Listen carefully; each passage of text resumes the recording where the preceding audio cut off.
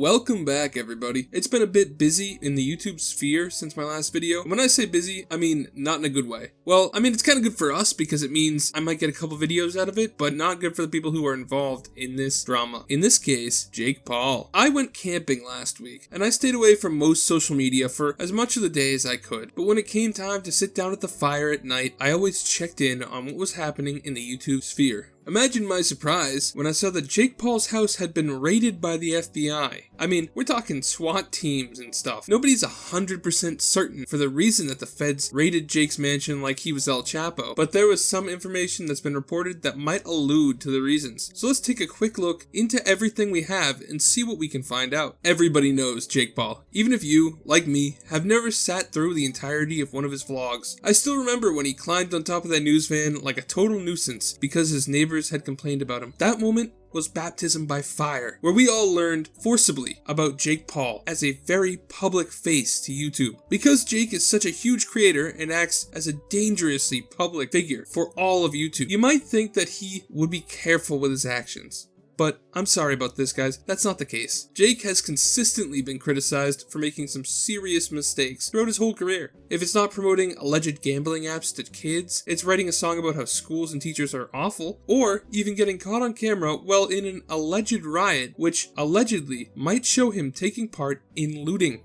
Hey guys, MattyO here. Jumping in just to say that a surprisingly large number of you guys aren't subscribed. As a growing creator, it really helps me to see that people are enjoying what I'm putting out. The easiest way for me to tell that you guys are enjoying the video is to see you like, comment, and subscribe. If you do just one of those three things, you help the video out tremendously and you help me out tremendously. If you do all three, then you're a godsend. It really does mean a lot to me, so I thank you so much if you did. If you comment now, do me a favor and add like a code word. Let's do code word BLUE into your comment, just so I can see who's actually commenting. Thank you so much, and let's get back to the video. The looting accusations are the first clue that might lead us to why the FBI was raiding his mansion. Before we get into this part, I feel like I probably should mention that I'm not a lawyer, and nothing in this video should ever be taken as legal advice. Now that that's out of the way, let's look at what we've got here. The video, which shows Jake allegedly looting, was apparently taken at a mall in Scottsdale, Arizona. Jake said that himself and the people that he was with did not take part in the looting, but the authorities were not pleased with that explanation and had originally sought to bring misdemeanor charges against Jake for any role he might have had in the alleged looting that took place. However, where this gets really interesting is that those charges had been dropped by the Scottsdale police. Why, may you ask? And that's a very valid question. Well, let's take a little look at their press release. The Scottsdale PD said, misdemeanor charges for Jake Paul, Armand Izzati, and Andrew Leone related to their involvement in the May 30th, 2020 Scottsdale Fashion Square riots are being dismissed without prejudice today. It is in the best interest of the community to dismiss misdemeanor charges without prejudice so that a federal criminal investigation can be completed. Scottsdale retains the option to refile charges depending on the outcome of the federal investigation.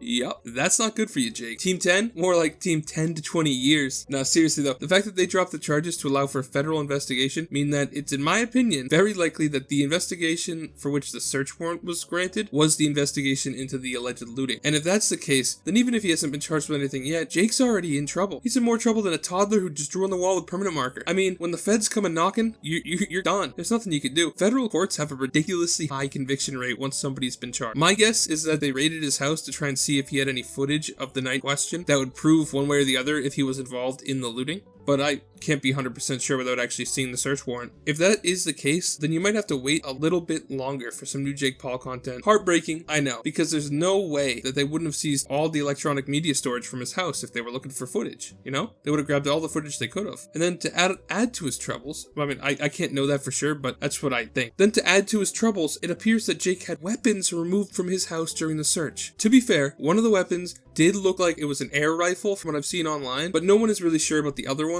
If they're real and he didn't have the right paperwork, then, well, that's what we in the industry call being screwed. He's probably screwed. I mean, the guys leaving with the guns looked like they just raided El Chapo's mansion, but in reality, they just raided the kingpin of YouTube child-friendly content. It's also bizarre to me that they showed up with so many people and what looked like a SWAT team. Maybe it was a manpower issue, like the mansion was so big they needed tons of people to walk through and find everything, or maybe the cops expected some kind of El Chapo-style child-friendly resistance. Who knows? Everything about the whole raid, the whole situation around this is just so strange. I mean, who would have thought that in 2020, during the heart of a global pandemic, that I would be talking about some child-friendly content creator getting raided by the FBI? Part of me hopes that it's some kind of incredibly meticulous prank that in a couple days we'll find out that all the cops were actors and then it was just done to fool his army of 10-year-olds.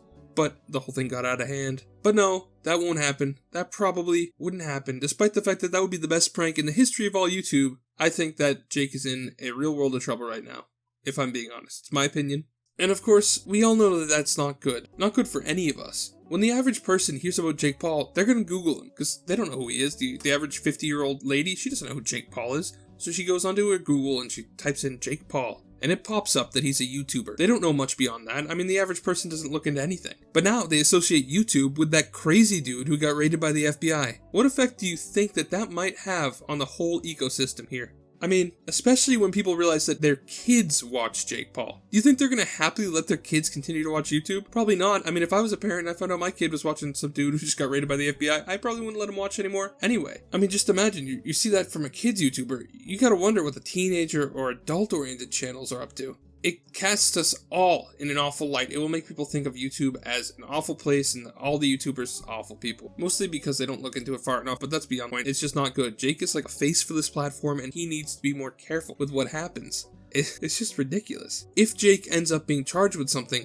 I expect that the media will make it a circus. I mean, we all know that the mainstream media will take any chance that it gets to punch down at YouTube, and this would be an optimal chance. Not gonna lie.